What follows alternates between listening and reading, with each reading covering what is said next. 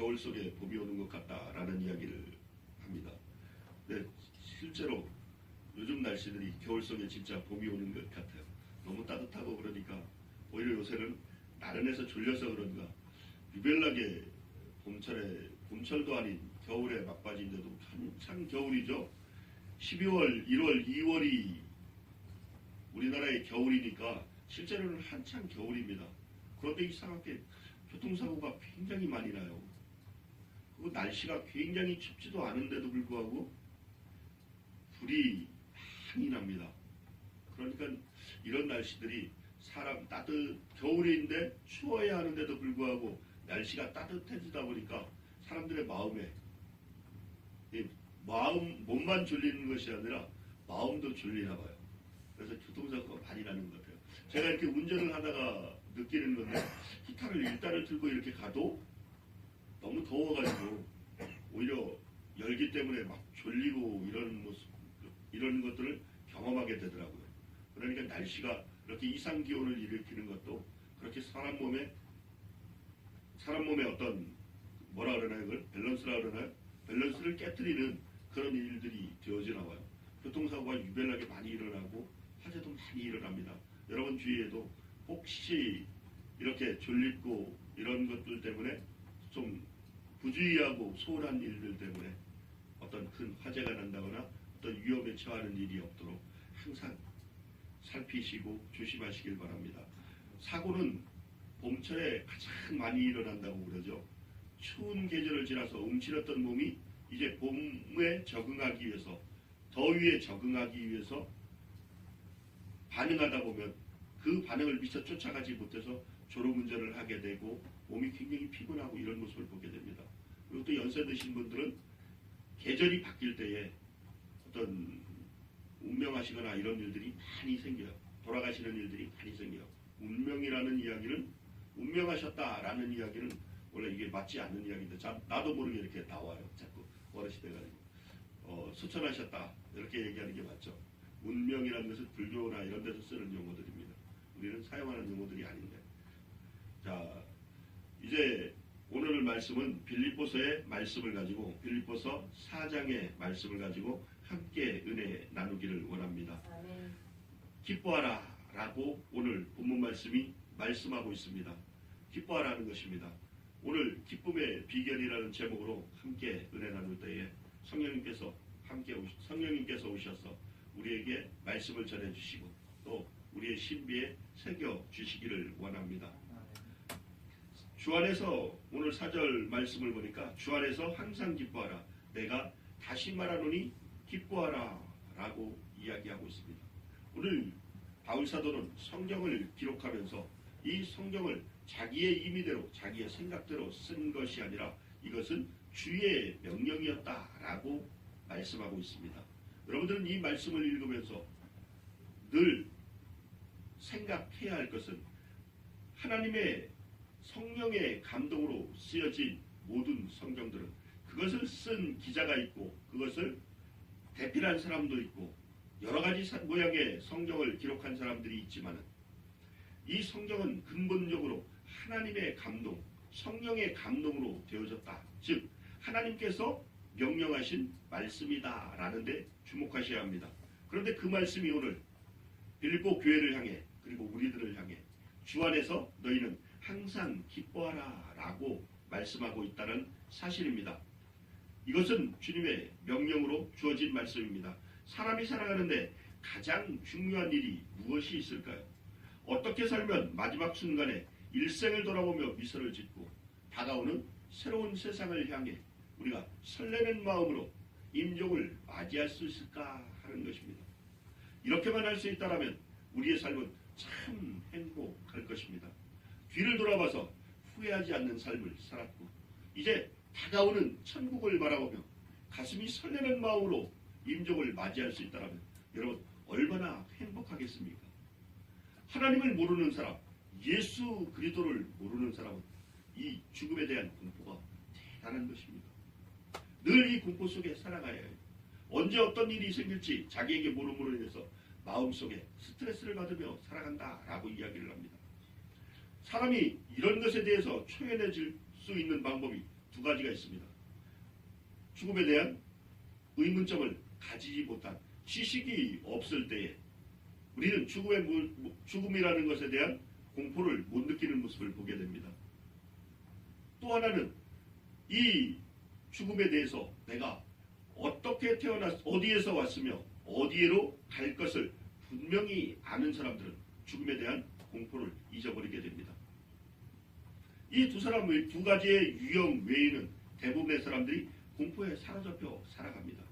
그러니 대다수의 사람들이 이 죽음의 공포를 느끼며 살아간다라고 이야기를 해도 과언이 아닐 것입니다. 현대 사회에 살아가는 모든 사람들을 향해서 스트레스를 많이 받는 사람들이다라고 이야기를 합니다. 이 스트레스는 모든 질병의 원인이 되어지는 것입니다. 그런데 왜 예전 사람들도 그렇게 살았고 지금의 사람들도 똑같이 살아가는데 더 많은 스트레스를 받게 되어질까요? 예전 사람들은 삶에 대해서 우리처럼 많은 지식을 소유하지 않았습니다. 인생에 대해서, 철학에 대해서도 철학이라는 것을 통해서 우리에게 많은 지식이 전해지기 전까지는 삶에 순응하며 살았기 때문에 그들은 죽음에 대한 공포를 그렇게 많이 느끼지는 못했을 것입니다. 사람이 배우면 배울수록, 알면 알수록 내가 어디에서 왔는가가 궁금해지며 어디로 갈 것인가를 알므로 인해서 궁금해진다라는 사실입니다. 그러므로 인해서 사람은 스트레스를 받기 시작을 하는 것입니다. 우리에게 지식이 없으면 그런 것들을 알 수 없음으로 인해서 스트레스를 받지는 않을 것입니다. 그런데 사람들이 이런 것을 알게 됨으로 인해서 스트레스를 받게 된다라는 것입니다. 다른 생애를 향해 가는 삶이 오늘 우리에게는 설렘이 되어져야 합니다. 기쁨이 되어져야 합니다. 예수님께서도 이야기하셨습니다. 예수님은 너희들은 잔치집에 가서 슬퍼하고 장례식장에 가서 기뻐하라 라고 이야기를 하셨습니다.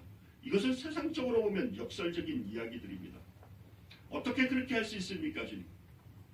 결혼식장에 가서 기뻐하고 장례식장에 가서는 슬퍼해야지 어떻게 그렇게 할 수 있겠습니까?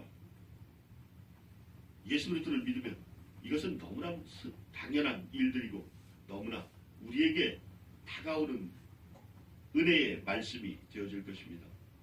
그럴 수밖에 없는 것이 결혼식장에 가서 실제로 슬퍼하라는 것이 아니라 그들의 미래를 생각하고 걱정하라는 것입니다. 그들은 이제 새로운 삶을 살기 시작을 했으며 지금부터 살아가는 삶이 이전의 삶보다 각절은 더 힘들고 어려운 삶, 그리고 많은 문제를 해결해야 하는 삶을 살아가야 하기 때문입니다.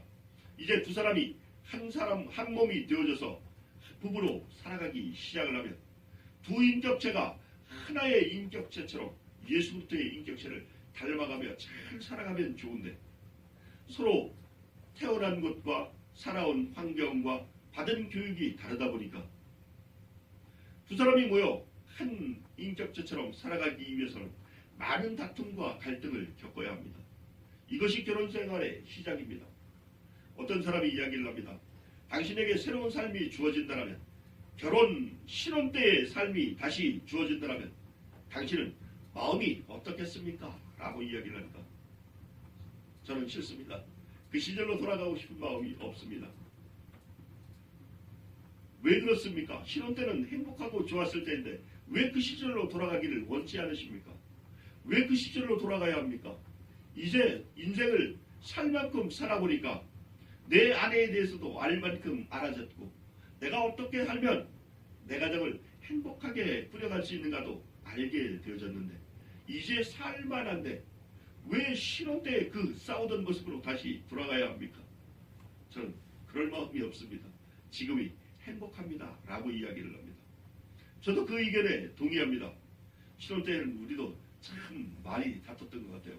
우리 사모님과 많이 싸우고 다퉜어요. 지금도 잠자리에서 티격태격 가는 모습을 보면 우리는 굉장히 사랑하나 봐요. 서로 관심이 없으면 다투지는 않는다는데 관심이 있어서 조금만 건드리면 또 투정 부리고 다투는 모습을 보면 신혼 때나 지금이나 우린 별반 달라진 것이 없는 것 같아요. 그래도 예전 같지는 않죠, 그죠? 예전에는 서로 의견이 다를 때마다 싸울 수밖에 없었습니다. 내가 살아온 환경을 돌이켜보면 내가 살아가는 방법이 맞는 것 같은데, 또 배우자는 새로운 삶을 살아왔기 때문에 그것에 대해서 주장을 합니다. 내가 사는 방법이 맞아요 라고 이야기를 합니다. 그러다 보면 서로 충돌이 일어나는 것입니다. 이제 인생을 살다 보면, 그런 것들을 다 겪고 살다 보면 그런 모든 것들을 이해할 수 있고 또 받아들일 수 있고 또 그를 포용할 수 있는 경지에까지 이르는 것입니다. 그 세월이 벌써 30년이 다 돼가요. 결혼 생활이 벌써 30년 가까이 흘렀습니다. 28년, 오늘 28년이 지났네요. 우리도. 이제 2년만 지나면은 결혼 생활도 30년이 접어듭니다. 그러다 보니까 이제 노하우가 생겼어요. 지금은 싸워도 옛날같이는 안 싸웁니다.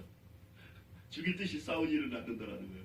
내 의견을 끝까지 주장하지도 않습니다. 다투다 보면 어느 한쪽이 그냥 또 양보하고 이해하고 관용을 베풀고 져주고 만다라는 것입니다. 그러므로 지나놓고 보면 그 싸움이라는 것이 별 것이 아니거든요. 별반 중요한 일도 아닌데도 불구하고 그것 때문에 그렇게 성질을 있는 대로 내며 죽일 듯이 싸웠던 모습을 생각하면 참 부끄럽습니다. 이것이 죄의 모양입니다. 우리를 이렇게 이끌고 가는 것은 우리의 속에 있는 어떤 죄성 때문에, 지금까지 우리가 가지고 있던 죄성 때문에 그것을 버리지 못함으로 인해서 생겨나는 일들인 것입니다. 다툼은 결코 하나님이 원하는 방법이 아닙니다. 다가오는 생애를 향해 오늘 설레는 마음으로 주님을 맞이할 수 있다라는 것은 이런 일들을 다 겪고 이제 주님을 향해 가는 모습을 이야기하고 있습니다. 여러분, 임종은 굉장히 중요한 순간입니다. 그 순간에 주님을 만나지 못한다면 여러분들의 믿음은, 지금까지 믿어왔던 모든 믿음은 헛것이 될 수 있다라는 것입니다. 오늘 여러분은 믿음을 굳게 가지시기를 원합니다. 그리고 미래에 대한 소망을 가지십시오. 예수 그리스도께서 승천하시면서 이제 내가 너희들을 위해 처소를 예비하러 간다라고 이야기를 하셨습니다. 그리고 이제 속히 와서 너희들을 나 있는 곳으로 데리고 가서 나와 함께 영원히 행복하게 살 것이다 라고 약속하셨다라는 사실입니다. 여러분들 그 약속을 굳게 잡으시기를 원합니다. 그 약속은 여러분 속에서 영원히 이루어질 약속입니다. 하나님이 우리에게 맺어주신 약속이라는 사실입니다. 이 약속을 가지고 있는 사람은 천국에 가기를 갈망합니다.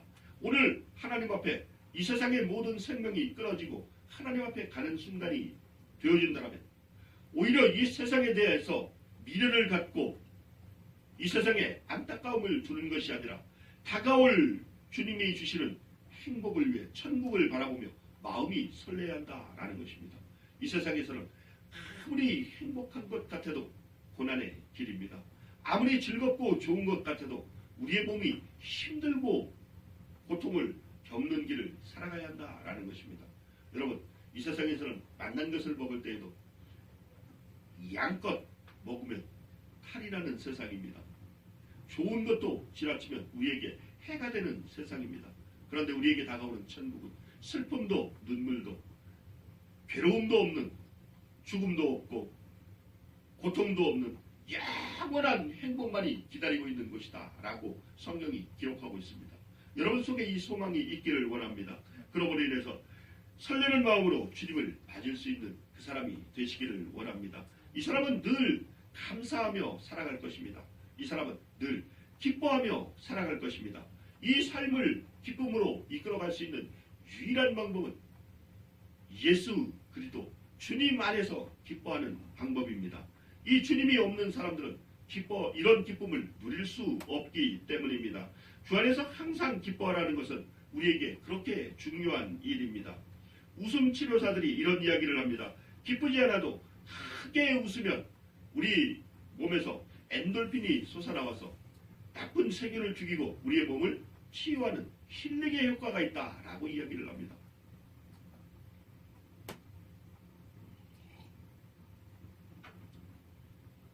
웃음 치료를 받아보셨나요? 가끔가다 어떤 목사님들이 이렇게 설교하실 때에 웃음 치료를 받으셨던 목사님들이 그것을 통해서 이제 성도들에게 가르쳐 주기 위해서 웃음 치료를 이렇게 하는 것입니다 라고 소개할 때 저는 가끔 들어보았습니다. 웃음 치료는 내가 기쁘지 않아도 임의로 웃는 것입니다. 억지로라도 웃음으로 인해서 내게 몸에서 유익한 물질들이 나오게 만들기 위해서 치료하기 위한 효과로 힐링 치료를 그렇게 웃음 치료로 하는 것입니다. 이 웃음은 내가 즐겁고 좋아서 웃는 것이 아니라 임의로 웃는 것입니다. 그런데도 불구하고 이렇게 웃었을 때에 하루에 크게 입을 벌리고 웃었을 때에 3분씩만 이렇게 웃으면 몸에서 엔돌핀이 갑절로 솟아나와서 때로는 암도 치유한다라고 이야기를 합니다. 놀라운 일 아닙니까? 크게 한번 웃을 수 있다면 그것은 그렇게 큰 치료의 효과를 나타낸다라는 것입니다. 이것으로 보건대 하나님께서 우리를 만드실 때에 우리를 창조하실 때에 하나님은 우리가 늘 웃으면 질병으로부터 해방될 수 있고 모든 육체가 건강함을 유지할 수 있게 창조하셨다는 것을 우리는 알게 됩니다. 우리 마음이 늘 기뻐하고 즐거워한다면 우리 몸속에서는 모든 세균을 이길 수 있는 능력이 생긴다라는 것입니다. 하나님은 수명을 120년으로 정했습니다. 노아의 홍수 이후에 우리의 수명을 120년으로 정하셨죠. 그런데 우리는 120년을 살지 못하고 70, 80, 90 예전 같으면 60 환갑이라는 단어는 안 좋은 단어인데 환갑이라는 시간을 보내는 것도 힘든 세월이 있었습니다. 우리가 어렸을 때에는 저희들이 어렸을 때에는 동네에 40만 넘으면 동네에서 어른으로 불려졌고 그는 앉아서 세배를 받는 그런 위치에 있었습니다. 그리고 동네에는 환갑을 지난 60세가 넘은 노인들이 그렇게 많지는 않았어요. 대부분 그 전에 다 돌아가셨습니다. 일부만 그렇게 60이 넘어서 이렇게 사시는 모습을 보게 됩니다. 그래서 이 세상 신앙으로 환갑이라는 것을 정한 거예요. 환갑이 무슨 뜻인지 아십니까? 살아있는 신입니다 라는 뜻입니다. 그러므로 우리 기독교인들은 환갑잔치 이런 것들은 하지 말아야 해요. 이것은 우상을 섬기는 일들입니다. 이제 부모님 당신은 이 세상에서 한 갑자 60년의 갑자를 지나갔으니 살아있는 신이 되어졌습니다. 그러므로 우리가 그 앞에서 경배합니다 라고 하는 것이 환갑잔치의 의미입니다. 저희들 부모님이 그 믿음이 없으셨을 때에 그 환갑잔치를 꼭 한번 해보고 싶다 그래가지고 어쩔 수 없이 저희들이 양보하고 하게 되어졌습니다. 그런데 사회를 보시는 분이 모든 사람들이 나와서 다 어머니 아버지에게 절을 하게 해요. 형제들도 나와서 절을 하고 그곳에 참석했던 모든 사람들이 대부분이 다 이제 가족들이 나와서 그 앞에서 축하하고 절을 합니다. 그런데 절을 몇 번을 해요? 2번만을 합니다. 2번을 절을 하고 1번은 반절을 합니다. 이 2번 반의 절을 어디에서 하는지 아셔요? 집사님 아셔요? 제사 지낼 때 쓰는 방법입니다. 제사 지낼 때 죽은 조상에게 절할 때에 2번만을 합니다. 그런데 살아있는 부모에게 2번만을 절을 하는 이유는 무엇입니까? 그를 살아있는 신입니다 라고 죽은 사람과 동일하게 여기는 우상의 예식인 것입니다. 그날 자취집이 난리가 났어요. 저희들이 절을 안 했거든요. 저희들 식구들이 아무도 절을 못하게 했어요. 제가. 그러니까 막 동네 사람들도 비난을 하고 사회자도 막 화가 나가지고 막 강압적으로 이야기를 하고 비난을 합니다. 어떻게 그럴 수가 있습니까? 어떻게 당신만 그럴 수가 있습니까? 그냥 의미를 생각하지 않고 절을 하면 되지. 어떻게 그럴 수 있습니까? 왜 그럴 수가 없습니까? 우상을 섬기라는데 어떻게 하나님을 믿는 내가 하나님이 계신 것을 흔히 알고 있는 내가 부모에게 신으로서 경배할 수가 있습니까? 우리는 그렇게 할 수 없습니다. 부모님을 위해서 우리는 기도하겠습니다.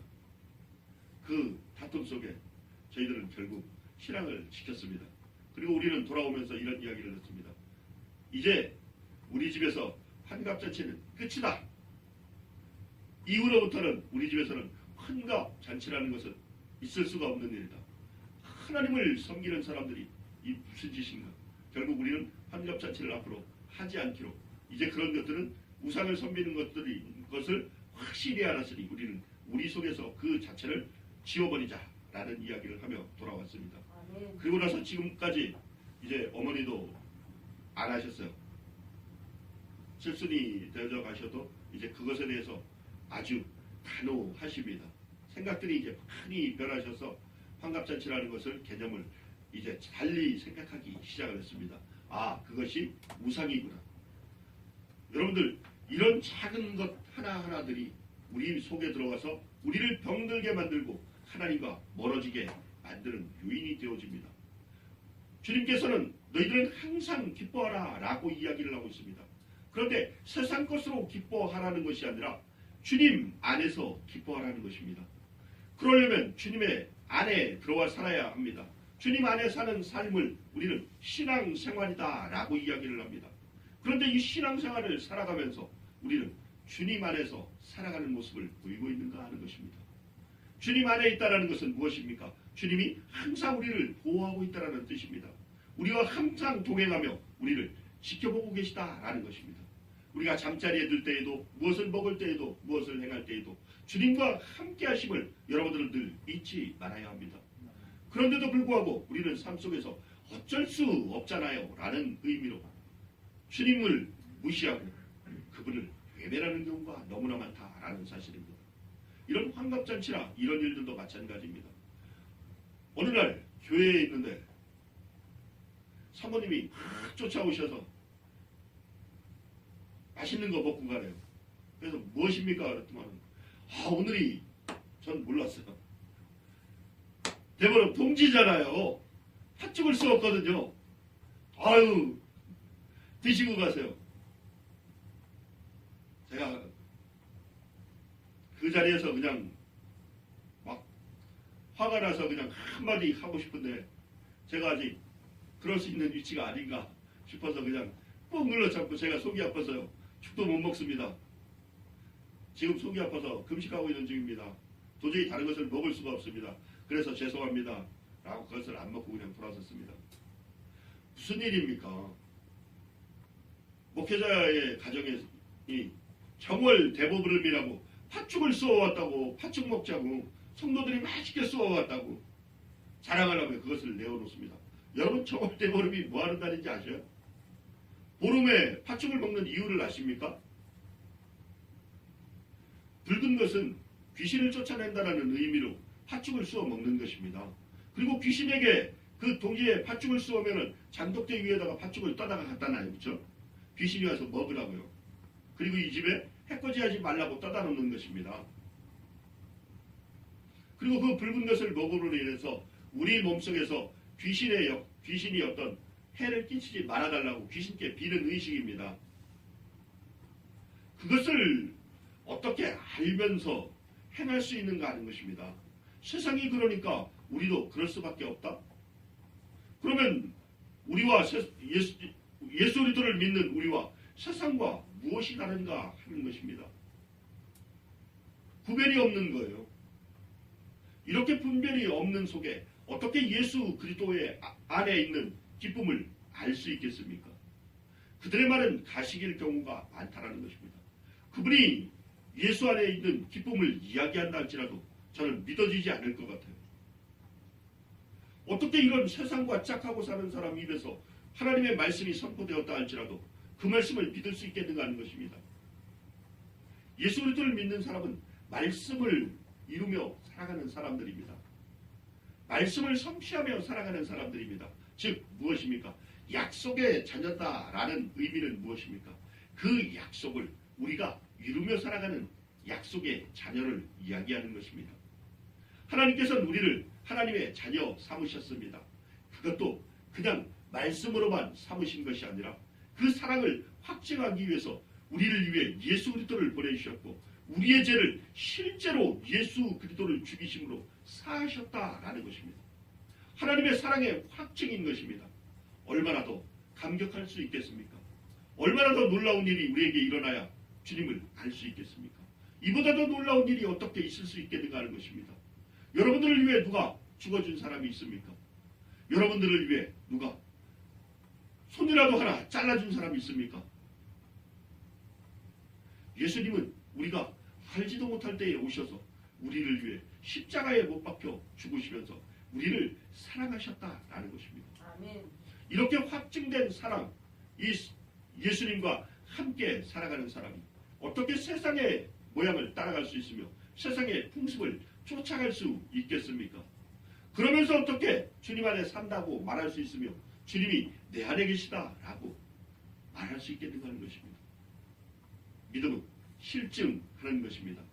믿음은 바라는 것들의 실상이요 보지 못하는 것들에 대한 증거니 이로써 선진들이 증거를 삼았다라고 이야기하고 있습니다. 여러분들의 믿음은 어떤 식의 믿음입니까? 보이는 것들의 실상을 이야기하고 있는 것입니까? 아니면 보이지 않는 것들의 실상을 대표하는 것이 믿음입니까?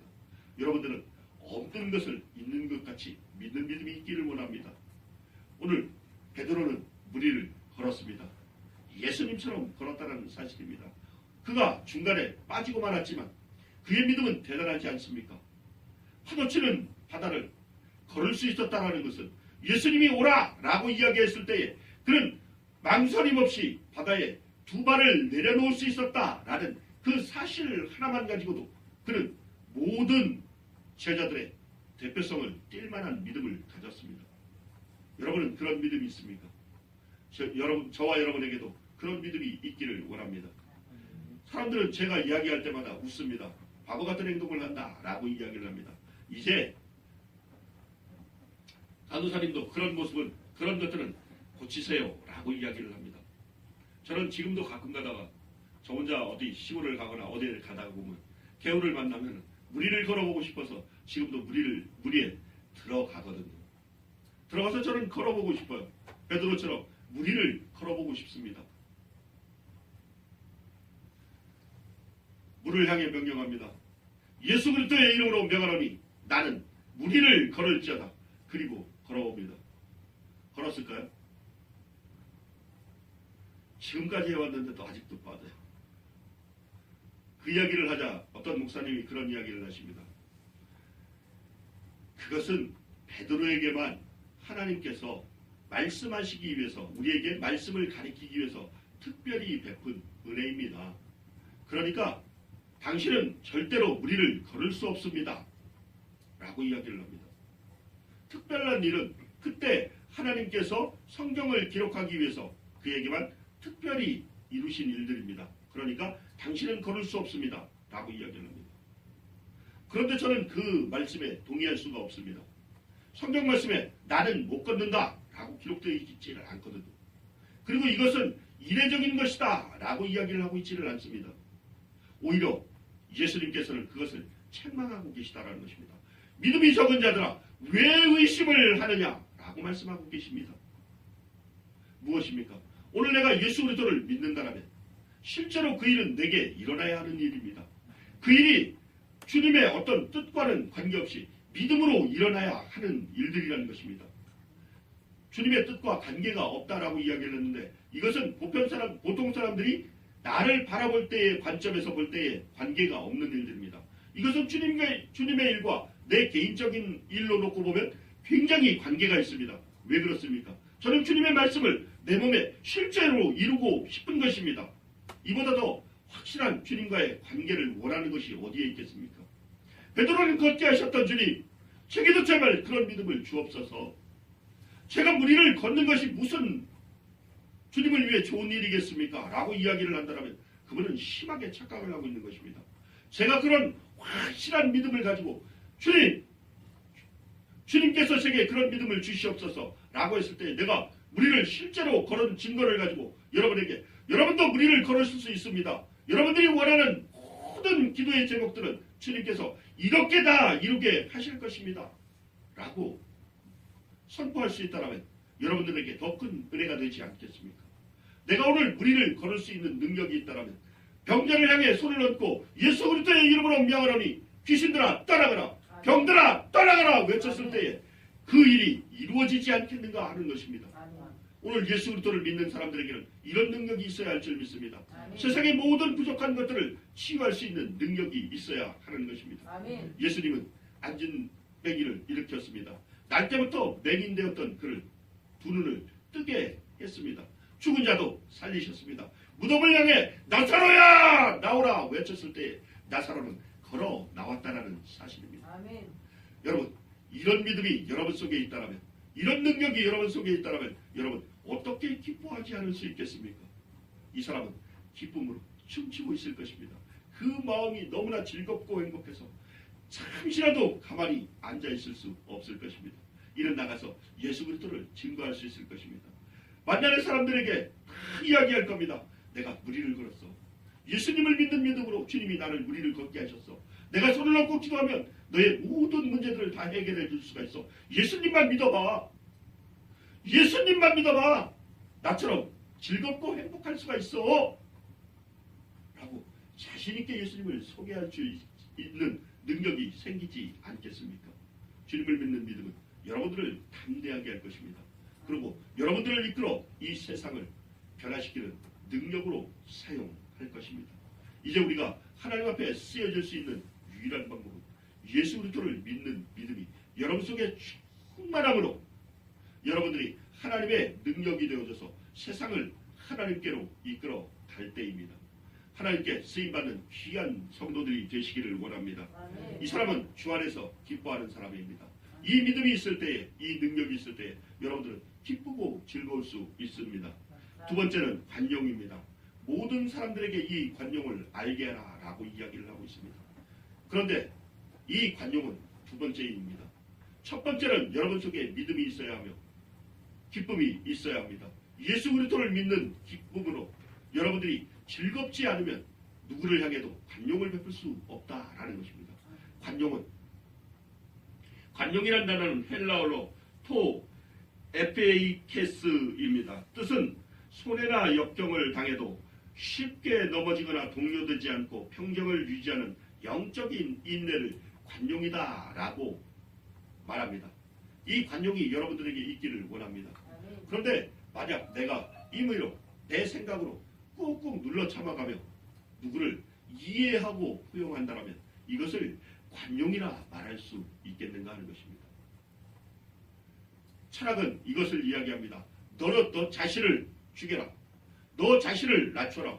그러므로 인해서 남에게 내가 싫더라도 너를 참고 상대를 위해서 관용을 베풀라 라고 이야기를 합니다. 그런데 오늘 예수님은 그렇게 이야기하지를 않습니다. 내 마음이 즐거워서 내 마음이 기뻐서 이웃에게 관용을 베풀라 라는 것입니다. 마음이 없이 행하는 것들은 거짓입니다. 여러분들이 기쁘지도 않는데 기쁜 척 하는 것들은 거짓입니다. 이것은 사단이 주는 올무입니다. 그래도 기뻐할 수 있다 라고 말하면 그것은 사단이 여러분들을 뺀 능력입니다. 그런데 예수님은 그렇게 말씀하지 않습니다. 너희들은 실제로 기뻐하라는 것입니다. 너희들에게 천국이 실제로 주어졌으므로 너희들은 기뻐하라 라는 것입니다. 예수 그리스도께서 우리와 함께 계신 것을 너희들이 실증함으로 기뻐하라 라는 것입니다. 내 이웃을 관용하라, 내 이웃을 품에 안으라 라는 것은 그들을 용납하고 그들을 용서하라는 것은 마음속에서부터 그들을 사랑해서 하라 라는 것입니다. 너희들이 기뻐함으로 그 일을 행하라 라는 것입니다. 주께서 가까우시니라. 이 사람에게는 주님이 가까이 오신 것입니다. 이 사람은 주님과 함께 사는 사람입니다. 이 사람은 주님으로 인해 행복한 사람입니다. 그는 내 이웃이 우리에게 어떤 위해를 가하더라도 그들을 용서하고 긍휼히 여기고 불쌍히 여길 능력이 있는 사람들입니다. 그 속에 근본적으로 이웃을 사랑하는 그들의 생명을 소중하게 여기는 마음이 있기 때문입니다. 이 마음은 예수 그리스도의 마음입니다. 너희는 예수 그리스도의 마음을 품으라 라는 주님의 말씀을 기억하시기를 원합니다. 주님께서 주신 이 마음이 여러분들 속에 있으면 여러분들은 늘 기뻐하며 즐거워하며 이웃을 관용할 수 있는 능력이 있을 것입니다. 때로는 살아가면서 우리가 이웃과 부딪히지 않고 살아가는 것은 거짓일 것입니다. 삶을 살아가는데 어떻게 이웃으로부터 늘 즐겁고 행복한 일들만 있겠습니까? 우리가 예수를 믿음으로 인해 이웃에게 핍박을 받을 때도 있고 또 예수를 믿는 이유 한 가지로 인해 이웃 사람들에게 따돌림을 당하는 수도 있을 것입니다. 그럴 때에도 그들을 이해하고 용서하며 불쌍히 여길 수 있는 것은 오직 예수 그리스도의 마음을 가졌기 때문입니다. 이 마음을 가진 사람만이 관용을 베풀 수 있기 때문입니다. 오직 주님 안에 있을 때에 우리는 영생이 있습니다. 영생이 있는 사람은 모든 핍박과 박해를 이길 수 있는 능력이 있습니다. 여러분, 우리 기독교 100년의 역사 가운데 많은 순교자들을 가지고 있다는 사실을 기억하십니까? 믿음을 지키기 위해서 그들은 하나님 앞에 목숨을 드렸던 순교자들입니다. 그런데 그들이 슬퍼하며 괴로워하며 어쩔 수 없이 죽음을 맞이했다라면 그들을 순교자라고 말할 수 있겠습니까? 그런데 그들은 주님을 위해 기꺼이 순교의 길을 갔다라는 사실입니다. 오늘 우리는 그 믿음을 바라보며 우리의 믿음을 확증해야 할 줄 믿습니다. 이웃의 핍박을 우리도 즐겁고 감사한 마음으로 받을 줄 아는 믿음이 있어야 할 줄 믿습니다. 그들이 주님을 알므로 인해서 그 마음속에 죽음의 순간에도 기뻐하며 주님 만날 것을 소원했던 것처럼 여러분도 세상을 살아가시면서 어떤 힘든 역경이나 어려움이 있을 때에도 주님 만날 그날을 사모하시며 기쁨으로 그 일들을 이겨 나가시기를 원합니다. 기쁜 일이 생겼을 때에도 하나님께 조용히 나가 감사하는 사람, 이 모든 기쁨을 주님이 주신 은혜로 여기고 기쁜 일이 생겼을 때에도 주님 앞에 나아가 감사할 수 있는 사람, 또 슬픈 일이 생겼을 때에도 그 모든 일들로 인해서 주님 앞에 감사하며 주님께서 주실 다가올 축복을 사모하는 마음, 이런 마음들이 여러분 속에 가득하기를 원합니다. 이 사람을 주님은 그리스도인들이, 세상 사람들은 그리스도인이다라고 이야기합니다. 여러분들이 세상 사람들로부터 그리스도인이라 불림을 받기를 원합니다. 그때서부터 예수님을 온전히 사랑하고 여러분들이 그 모습을 세상 사람들에게 각인시킬 때에 그들은 그들 입을 열어서 우리가 예수쟁이라는 사실을 고백하게 될 것입니다. 저 예수쟁이, 저 예수밖에 모르는 사람, 그렇게 말하면서도 그들은 여러분들의 모습을 담기를 원할 것이며 여러분들 속에서 예수님을 찾기를 원할 것입니다. 그들에게 말씀을 선포하시기를 원합니다. 예수 그리스도의 음성을 들려주시기를 원합니다. 복음을 증거하시기를 원합니다. 입으로가 아니라 여러분들의 삶을 통해 증거하시기를 원합니다. 여러분들의 삶이 예수 그리스도의 삶이 되어진다면 그들은 여러분들을 보면서 하나님을 만나게 될 것입니다. 여러분들을 보면서 예수 그리스도의 복음을 듣게 될 것입니다. 여러분들을 닮아가기를 원하게 될 것입니다. 여러분들 속에 예수 그리스도의 생명이 있기 때문입니다. 그 생명이 우리 속에 차고 넘쳐나서 우리의 이웃들도 주님께로 인도하는 큰 능력이 되어지기를 원합니다. 기도하겠습니다.